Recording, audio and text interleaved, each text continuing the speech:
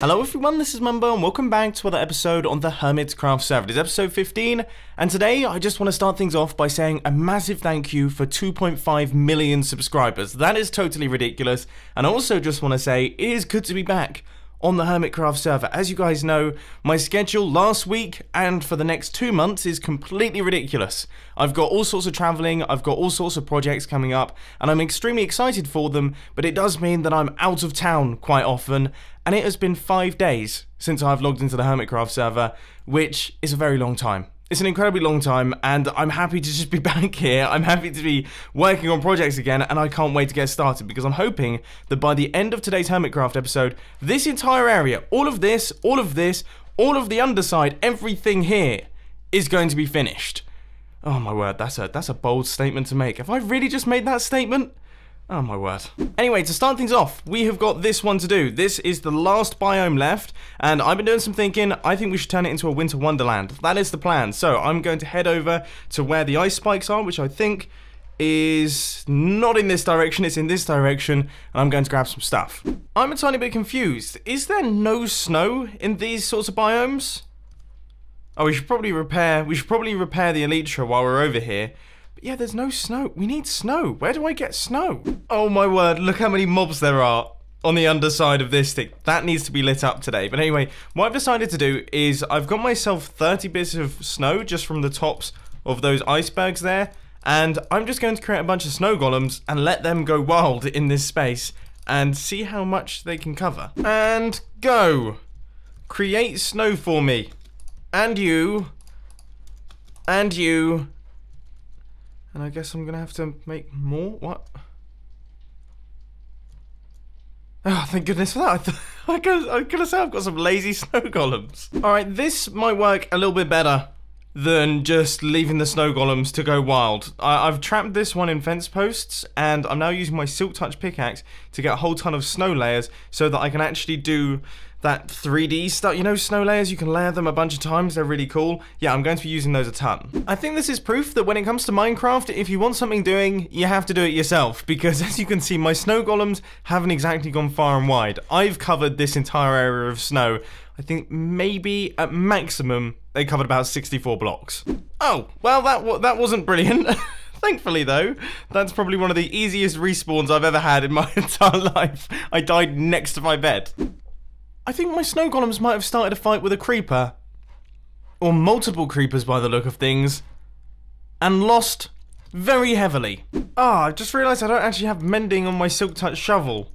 And my anvil's broken and I have no iron. I'm genuinely a little bit stuck here. Alright, this is looking really, really cool. So we have got all of the snow in place. And as you can see, it's all looking very bright, very white. And we have like a really nice different sections of the area. That's perfect. So we've got desert next to snow, next to tropical, next to kind of elven wood. I'm really, really happy with how this is looking so far. But there's still plenty of work left to do. The first thing that I need to do is I'm going to need to add some depth to this thing. So we still have plenty of snow layers left. And I guess I need to go around and just start doing stuff a little bit like this. And kind of adding smooth transitions between the blocks. Oh my word, this is going to be difficult. This is like an extreme version of half slabbing. There's so many options for how many layers you can actually leave here. And then also, I'm actually going to replace these dirt blocks here with snow blocks so that we don't get any dirty edges. Does this look better? So if I'm going to fill all of this in with snow, oh, I don't know what looks better actually. It almost looks a little bit too smooth. But it does look better. Let's be real here. We do need to tone down the noise a little bit though, because we've got lots and lots and lots of different textures going on there. But yeah, okay, I agree. I think that looks much better. So I'm gonna have to just farm this guy's snow using my stone pickaxes to get stone blocks. And by stone blocks, of course, I mean snow blocks. And these are the final few blocks. So that one, that one, that one, and that one. Now we have a fully snowed in platform. So that is 100% snow blocks. There's no dirt anymore. And yeah, that looks considerably better. This looks really, really cool. I'm so glad that we decided to go for snow. Now, obviously, the grass on the sides, I've left that because that's where our chests are going to be going for the storage system, so we don't have to worry about that for the time being. But now, I guess I should quickly run around and just do a little bit of snow layering just by the edges here, just to give us a nice little transition. Okay, that's much better. So we have a nice smooth transition between all of our areas. This is definitely looking like a winter wonderland now. Now I'm thinking, do I want trees in this area, or do I want ice spikes? I think we all know the answer to that question. I'm gonna go get my ice. Yeah, I think this is a good start. I like the look of it. I think maybe just a few... Let's see if I can plan this out in my head. So maybe a big one there in that gap, or maybe a big one... Yeah, big one there, small one there, a couple dotted around, and then another big one maybe on this side.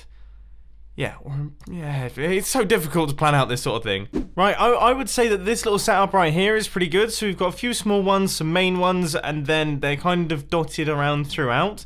I think the only thing that I have to do is maybe put some snow going up the sides of them so they look a little bit less placed and more kind of inside the environment. Okay, I'm feeling good about this thing, so I think for now I'm going to leave it. I might come back to it and add a few more details, and I'm going to be listening down in the comment section to see what you guys come up with, because I'm sure there's some nice details that I can add in there.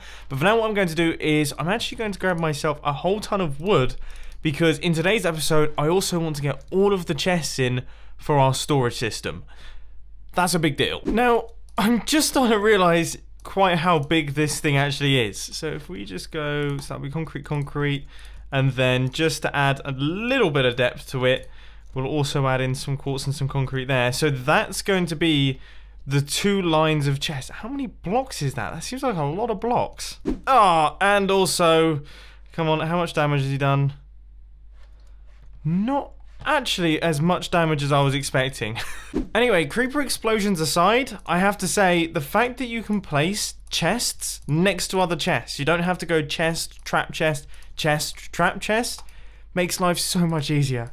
That is a feature that should have been in Minecraft about 5-6 years ago. Oh, well, yeah, I'm still getting used to it. As I was building this thing, I sort of started thinking about what sort of storage systems I want.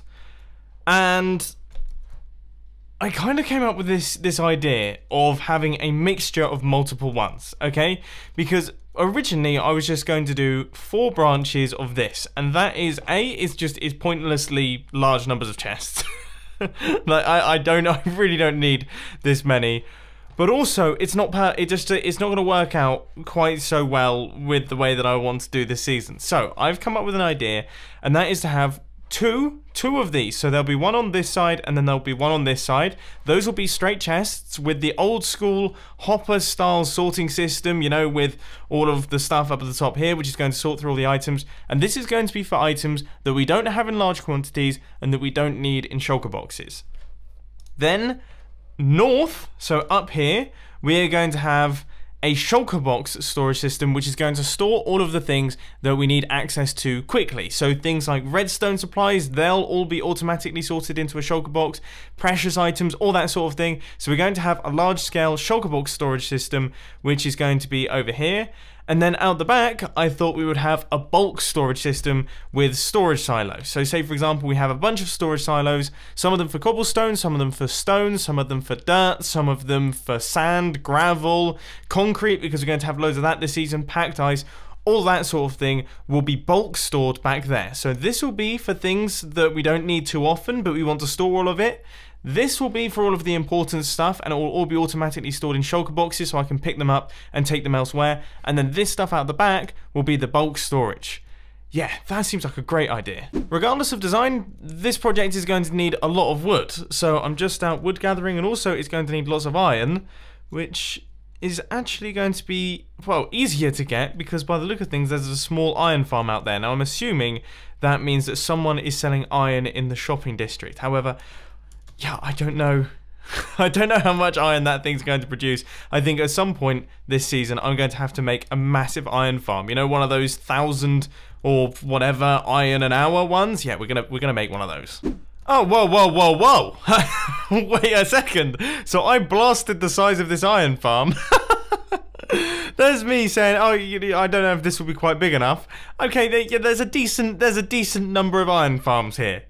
Alright, yeah, we might be able to buy some. But still, I am going to get one of those massive iron farms with thousands of iron an hour. I haven't done one of those in years. Right, that's one side all completed, and I have actually run out of wood again. I underestimated how much wood this would require. I think it's about 8, maybe 10 stacks of logs per side. So I'm going to gather 20 stacks just to be safe. I'm really hoping that someone sleeps at some point in time because things have gotten very dark in my spruce wood forest and I am gradually being surrounded by mobs. Thankfully we survived and we managed to make it home. So we've come back to the concrete making pond. I've realised that this pond here, we don't really have a use for it. It's just there for creating concrete because we need a little bit of concrete for this build. Then we can construct the other side of the chest and then start working out some other bits to do with this build. Because you know what? We're actually almost finished with it, which is crazy. Finally, we have managed to get all of this sorted and all of the chests are in place. So they're going right the way through the centre there. You can see that the render distance doesn't really help us, but they're gradually loading it. You can't actually see all of the chests at once. That's how big this space is. Anyway, now that that's done, I think the next thing that I should do is actually place in all of the packed ice on the inside of here. So you know we've got the packed ice going around the outside. I think it would be a good idea to also have packed ice on the inside of this thing just to kind of seal it off. But before we do that, I'm going to have to take a bit of a brave pill here. And well, first off, actually try and get on the inside of this thing because I'm not the best. But then also try and do some lighting up of these platforms, which as you can see, straight off the bat, that guy was powerful. I want to know what bow he was rocking. He was rocking a serious bow then. That seemed to do loads of... Damn, that's embarrassing. I was getting destroyed by it. Oh. Okay, so I've done some of the lighting. So you can probably tell which sides have been lit up on the slabs and which side haven't. And this inside section has been fully lit up. I don't like these really dark shadows. But I don't think there's anything I can do about them.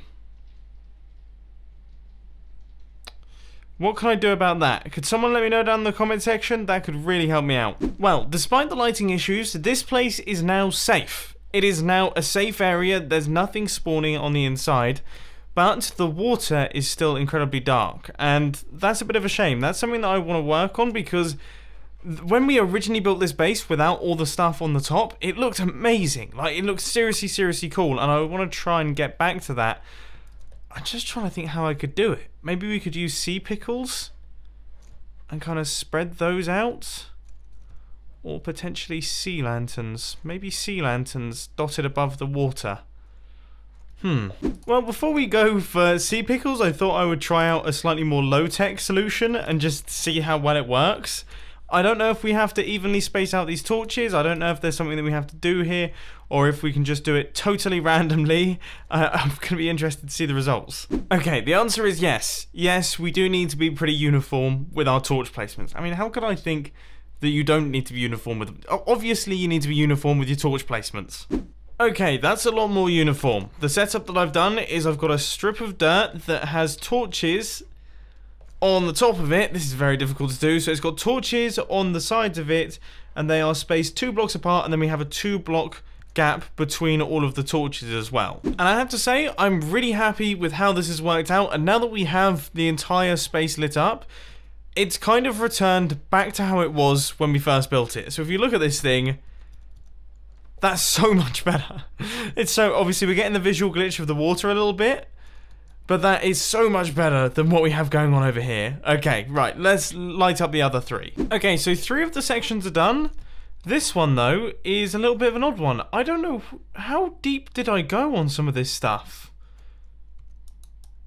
What even is that? Is that dirt? I really can't tell. Okay, so I guess I'm going to have to work around it, but I cannot believe the size of the improvement this has made. Oh, it's so much better. It's back to how it was when I first constructed it. We got there in the end. So that place is now fully bright. This area is now completely safe, and there should be no mobs spawning on the inside of this thing. So now finally we can actually place the packed ice on the inside of this area, and that will finish up our disc. That's mental. We've actually got it done. Now the question is, am I going to have enough concrete to get this finished? We've got 9 blocks left. 1, 2, 3, 4, 5. It's always painful. Okay, now that we've actually got another piece of concrete, there we go. That does the trick. Let's swap out our concrete powder for chicken, and let's pop down to the bottom here and see how this thing looks for the first time, because I haven't actually looked at it with all the lights in place and with it actually looking complete. So 3, 2, 1, boom. Yes! I got worried when I built this thing that I'd totally ruined it, and that by building the structures on the top, I had spoiled the water. But no. Thankfully, I am able to light it up. Thankfully, you can't see any of the dirt. You can't tell that we have placed the torches on dirt, which is fantastic. Those little sections there have made it look 10 times better. The shadows in the slabs, although I'd like them gone, aren't actually such a big deal. And if we fly off and take a look at the top, the actual top section looks pretty impressive in the grand scheme of things, and all of the chests are now loading in as well. So we've got 2 sides of chests, and then as I say, we're going to have a shulker box storage system, which is going to be on the north side. I just like the sound of that. And then I think the bulk storage system will be going over here. So what I might do is I might try and work out some form of way to design those bulk storage systems, because I want to come up with a cool design. So let's pop into the testing world. You know what, no, forget the bulk storage system. We want to take a look at the shulker box storage system, especially because I've just been inspired. I've come up with a completely new design right here. Or at least, I mean, it's new to me. I'm actually going to look on YouTube in a second to see if there's any more of them.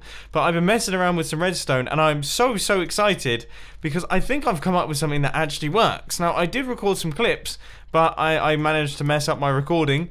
However, just look at this. Okay, so we drop a quartz stair in, and that will go through into the first system, and boom, it makes its way into the first shulker box. Then we've got a repeater. Let's chuck that through into here. It will bypass this first one, and instead, boom, makes its way into that shulker box right there. Look how tiny this thing is. It's 3 blocks deep. This is so simple. Yeah, I mean, yeah. Part of me wants to take out all of the chests and just have all of my storage systems be entirely shulker box based. Because look, I can still open these. And then worst comes to worst, if I want to take everything with me, I want to take my entire redstone shulker box, for example, I can just pop it out of the wall and take it with me. This is really good fun. The only thing that I am slightly concerned about is what happens if we use multiple items. So far, it's worked perfectly with just one item, but these things do tend to go a little bit crazy when you start chucking more than one item in. So let's just see if we can do something here. Redstone torch, chuck an item on the inside, and then that should only allow one item to pass through at once. So, say for example, we have 5 stairs, and then, I guess, 8 repeaters.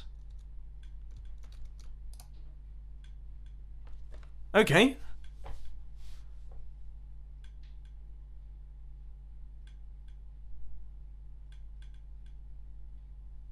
That's a good sign.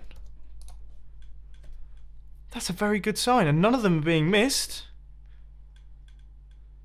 I think we might have come up with something that actually works here. That's brilliant. There we go. Done.